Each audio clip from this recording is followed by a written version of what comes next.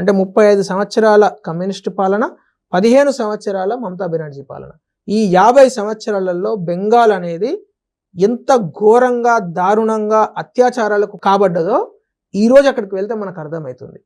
అటువంటి బెంగాల్ను ఈరోజు కాపాడాలి.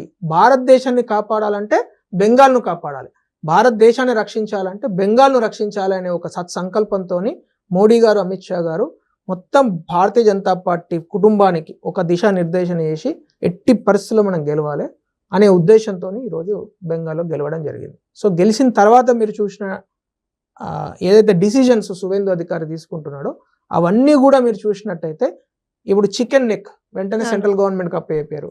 ఆ తర్వాత ఈ 600+ ఏదైతే కిలోమీటర్స్ లైన్ ఉందో బార్డర్, అది కూడా సెంట్రల్ గవర్నమెంట్కి అప్పయ్యారు. సో ఈ విధంగా ఫస్ట్ నేషనల్ సెక్యూరిటీ కేంద్రంగానే అన్ని డిసిజన్స్ జరుగుతున్నాయి. ఇప్పుడు ఈ 50 లక్షల మందిని పంపించాలంటే బరాబర్ పంపించాల్సిందే, వేరే ఆప్షన్ ఏముంది?